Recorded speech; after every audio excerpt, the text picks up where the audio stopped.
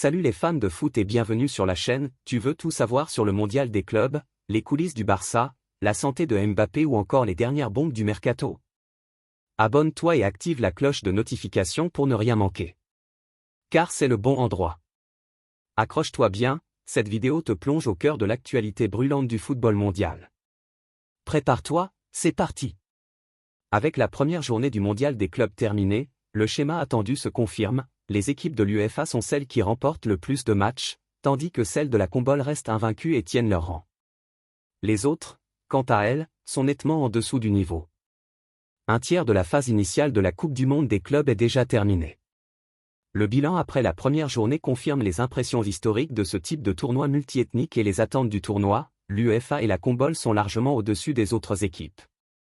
Les chiffres de cette première série de 16 matchs sont clairs, les équipes européennes sont celles qui ont obtenu le plus de victoires, au total 6, PSG, Bayern, Chelsea, Manchester City, Juventus et Salzbourg. Elles comptabilisent aussi 5 matchs nuls, Porto, Benfica, Inter, Borussia Dortmund et Real Madrid, et une défaite, celle de l'Atlético face aux Français dans un duel régional. Les Sud-Américains peuvent se vanter de ne pas avoir perdu un seul match, avec un bilan équilibré, 3 victoires, Flamengo, River Plate et Botafogo, et 3 nuls, Palmeiras, Fluminense et Boca Juniors, ce qui leur permet de maintenir une rivalité avec l'UEFA, face à laquelle ils sont restés invaincus après 3 confrontations. Les 4 autres confédérations sont peu compétitives. Sur 14 matchs disputés, une seule victoire, celle des Mamelodi Sundowns, mais face aux Sud-Coréens d'Ulsan Hyundai. Aucune des 9 autres équipes, réparties entre l'Amérique du Nord et le Mexique, l'Asie, l'Afrique et l'Océanie, n'a pu célébrer une victoire. Bien que le 1-1 d'Al Hilal contre le Real Madrid puisse presque être considéré comme une telle, sans oublier le point obtenu au mérite par les Rayados face à l'Inter de Milan. Elles font office de proie facile. On note les prestations particulièrement faibles d'Auckland City, 10-0, et d'Al-Hilal, 0-5. Une tendance qui devrait se maintenir, voire s'accentuer avec le début de la deuxième journée lors du match entre Palmeiras et Al-Ahly. UEFA, 6 victoires, 5 matchs nuls, 1 défaite. CONMEBOL, 3 victoires, 3 matchs nuls, 0 défaite. COAF, Afrique, 1 victoire, 1 match nul, 2 défaites.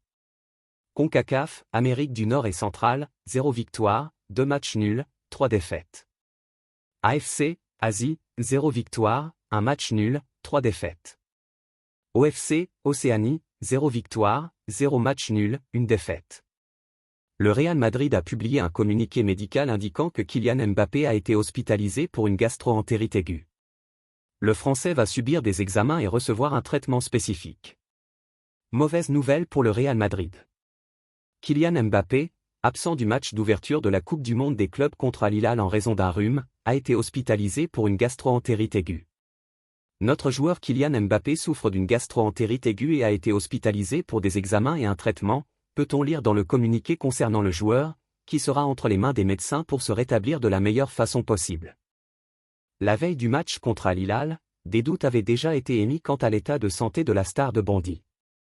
L'attaquant était absent de la séance de préparation en raison d'une fièvre. Un fait qui l'a empêché d'être dans l'alignement ou même sur le banc. Fede Valverde, quelques minutes avant le début du tournoi, s'est entretenu avec Dazney, interrogé sur son coéquipier, a révélé qu'il était resté à l'hôtel, il était enrhumé, je pense qu'il n'a même pas quitté la chambre, mais nous espérons qu'il se rétablira. Cependant, il semble que le rhume de Mbappé ait été aggravé du fait de son hospitalisation.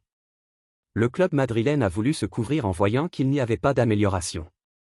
Il est donc normal que le Français ne soit pas disponible pour le match contre Pachuca lors de la deuxième journée et il reste à savoir s'il sera apte pour le match décisif de la phase de groupe contre Salzbourg. 11 ans après son départ du club, Leandro Paredes s'apprête à retrouver l'équipe qu'il a révélée.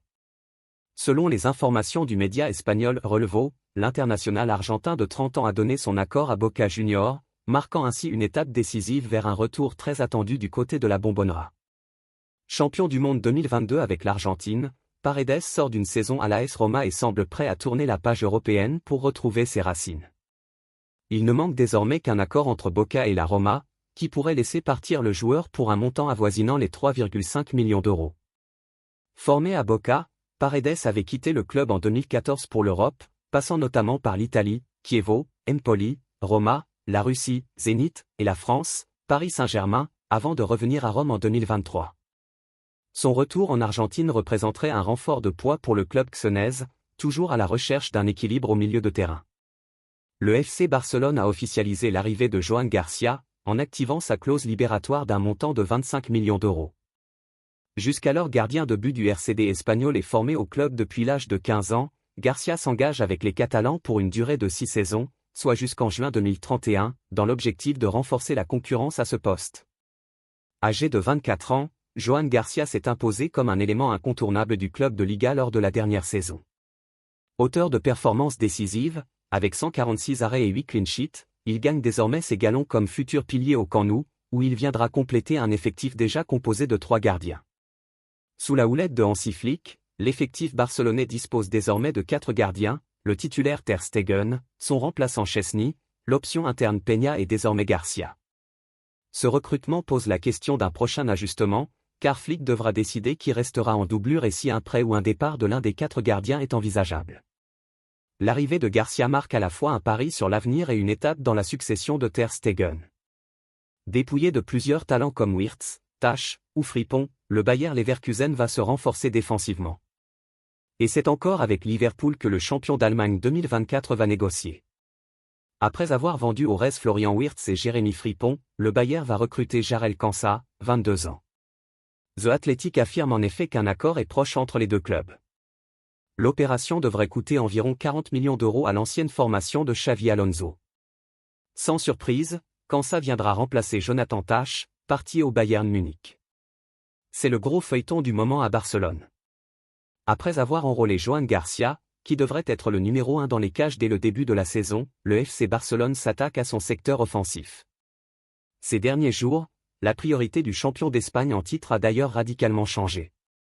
Si les efforts de Deco et de la direction semblaient d'abord se concentrer sur Luis Diaz, Nico Williams est devenu la priorité et les grands travaux pour faire venir l'ailier de l'Athletic en Catalogne ont déjà démarré, avec des réunions de tous les côtés.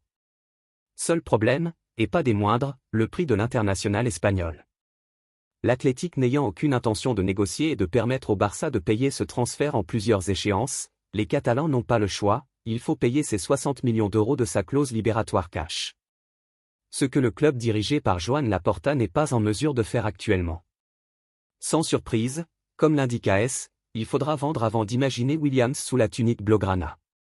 Il y a 2 principaux candidats à un départ actuellement, Ronald Araujo, le défenseur uruguayen, convoité en Italie notamment, et qui aura une clause libératoire de 60 millions d'euros lors des 2 premières semaines de juillet.